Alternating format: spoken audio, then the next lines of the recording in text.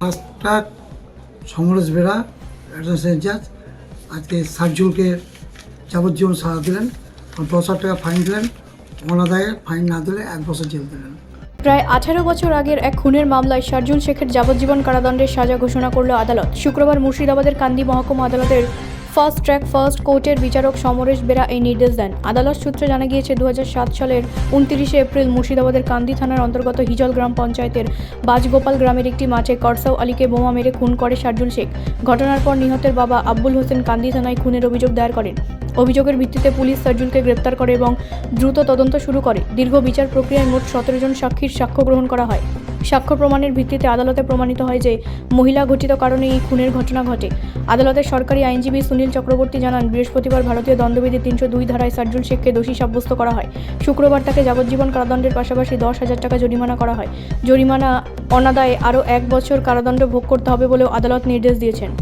ফার্স্টটা Samaresh Bera additional জাজ আজকে সার্জুলকে যাবজ্জীবন সাজা দিলেন, 10,000 টাকা ফাইন দিলেন, অনাদায়ে ফাইন না দিলে 1 বছর জেল দিলেন।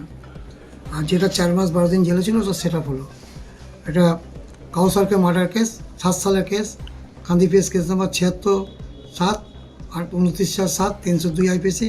সার্জুল শেখ পিতা জয়েশ শেখ বাজিগোপালনগর এ মেরে দিয়েছিল, মার্ডার করে দিয়েছিল কে আমাদের কাউসারকে।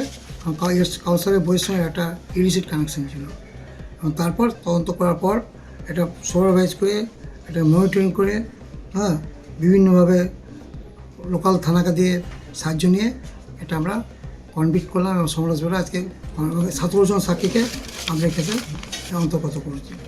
এটা ঘটনা হয়েছিল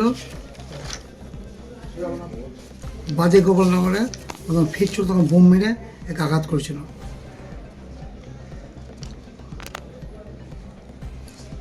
এবং এটা খুব 29/4/2007 ওই ডেটে খুন হয়েছিল। ওই ডেটে খুন হয়েছিল। ব্যুরো রিপোর্ট, রাষ্ট্রীয় প্রসার বাংলা।